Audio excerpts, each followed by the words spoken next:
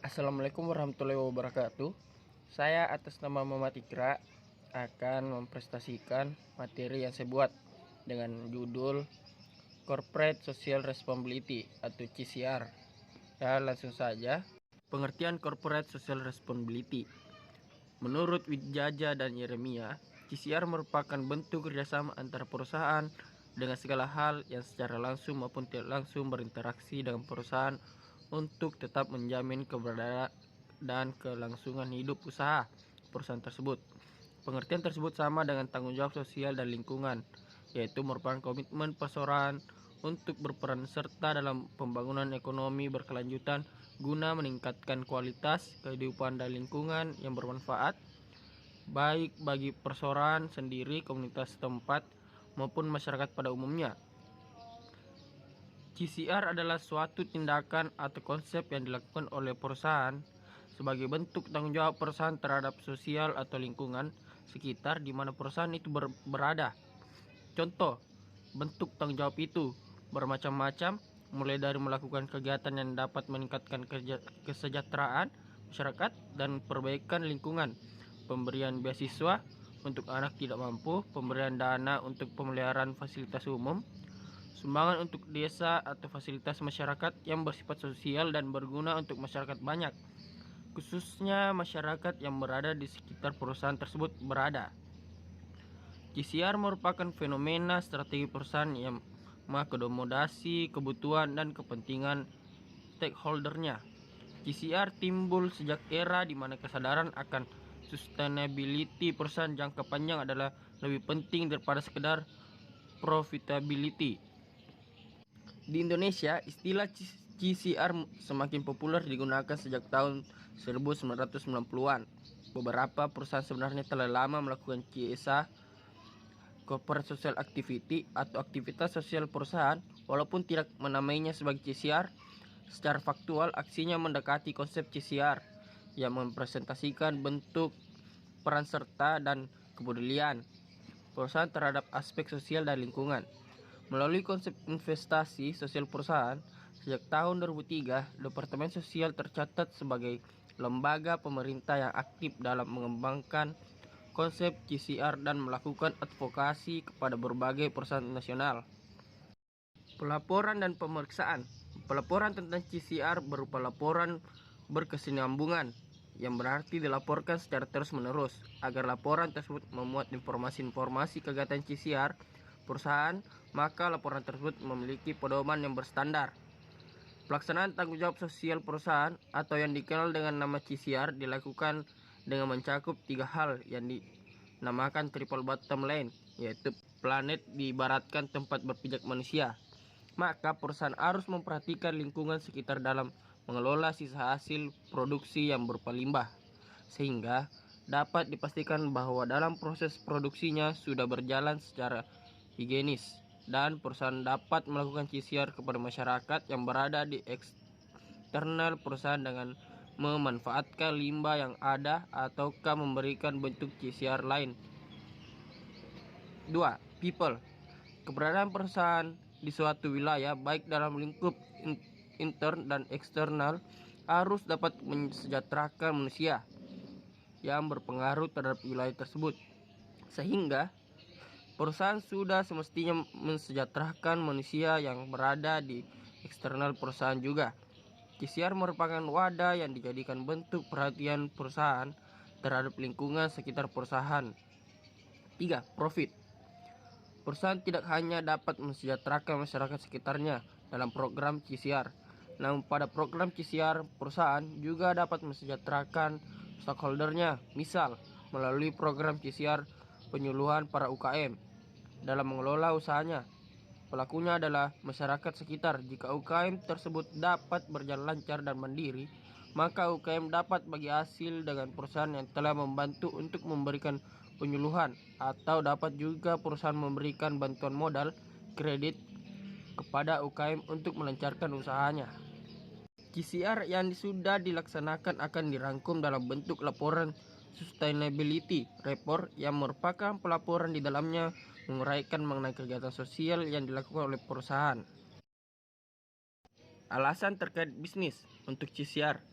Skala dan sifat keuntungan dari CSR bagi suatu organisasi dapat berbeda-beda, tergantung dari sifat perusahaan tersebut. Banyak pihak berpendapat bahwa amat sulit bagi mengukur kinerja CSR, walaupun sesungguhnya cukup banyak literatur yang memuat tentang cara mengukurnya. Literatur tersebut misalnya cara 14 point balance scorecard oleh Deming. Literatur lain misalnya Orlisti, Schmidt, dan Reines yang menumpahkan suatu korelasi positif walaupun lemah antara kinerja sosial dan lebih kurang yang terkait hidup dengan kinerja keuangan perusahaan. Kebanyakan penelitian yang mengaitkan antara kinerja CSR dengan kinerja finansial perusahaan memang menunjukkan kecenderungan positif, namun merupakan mengenai bagaimana CSR diukur belumlah lagi tercapai. Mungkin kesepakatan para pemangku keperluan global yang mendefinisikan berbagai subjek inti dalam ISO 26000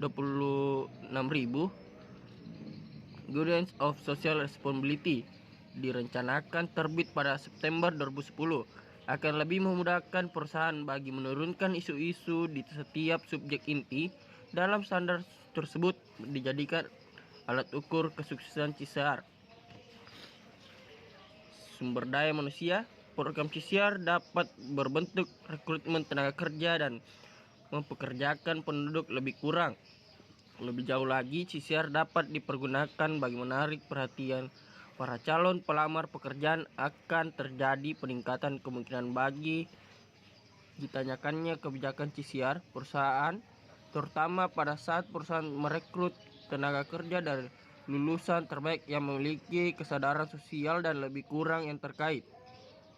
Dengan memiliki suatu kebijakan komprehensif atas kinerja sosial dan lebih kurang yang terkait, perusahaan yang akan bisa menarik calon-calon pekerja yang memiliki nilai-nilai progresif. CSR dapat juga digunakan bagi membentuk suatu atmosfer kerja yang nyaman di antara para staf, terutama apabila mereka dapat dilibatkan dalam kegiatan-kegiatan yang mereka percayai bisa mendatangkan manfaat bagi penduduk luas. Adun itu bentuknya pengisian gaji, penggalangan dana, ataupun sukarelawan dalam bekerja bagi penduduk. Manajemen risiko. Manajemen risiko yaitu salah satu hal yang paling penting dari strategi perusahaan. Reputasi yang diwujudkan dengan susah payah selama bertahun-tahun dapat musnah dalam sekejap melalui insiden seperti skandal korupsi atau tuduhan melakukan perusakan lebih kurang yang terkait hidup. Kejadian-kejadian seperti itu dapat menarik perhatian yang tidak dimohon dari pengusaha, pengadilan, pemerintah, dan media massa.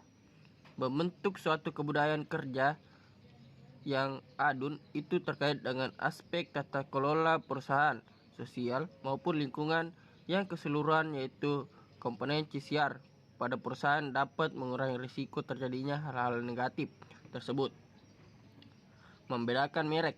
Di tengah hiruk-pikuknya pasar, maka perusahaan berupaya keras bagi menciptakan suatu cara penjualan yang unik sehingga dapat membedakan produknya dari para pesaingnya di benak konsumen. CSR dapat berperan bagi menciptakan loyalitas konsumen atas dasar nilai khusus dari etika perusahaan yang juga yaitu nilai yang dianut penduduk. Perusahaan yang bisa mengkampanyekan CCM dan CRM-nya dengan adun akan mendapati produknya lebih banyak dibeli orang. Selain juga mendapatkan citra sebagai perusahaan yang peduli pada isu tertentu. Izin usaha. Perusahaan selalu berupaya supaya menghindari gangguan dalam usahanya melalui perpajakan atau peraturan. Dengan melakukan suatu secara sukarela, maka mereka akan dapat meyakinkan pemerintah dan penduduk luas bahwa mereka sangat serius dalam memperhatikan persoalan kesehatan dan keselamatan, diskriminasi, atau lebih kurang yang terkait hidup. Maka dengan demikian mereka dapat menghindari intervensi. Perusahaan yang membuka usaha di luar dengan negara asalnya dapat memastikan bahwa mereka diterima dengan adun selaku masyarakat perusahaan yang adun dengan memperhatikan kesejahteraan tenaga kerja dan yang belakang sekali suatu peristiwa terhadap lebih kurang yang terkait hidup, sehingga dengan demikian keuntungan yang menyolok dan gaji dewan direksinya yang sangat tinggi tidak dipersoalkan. Motif perselisihan bisnis. Kritik atas CSR akan menyebabkan suatu alasan di mana hasilnya bisnis perusahaan dipersalahkan. Contohnya, tidak kekurangan keyakinan bahwa program CSR seringkali dilakukan sebagai suatu upaya bagi mengalihkan perhatian penduduk atas persoalan etika dari bisnis utama perseroan. Itulah yang tadi yang bisa saya paparkan dari materi saya. Sekian, assalamualaikum warahmatullahi wabarakatuh.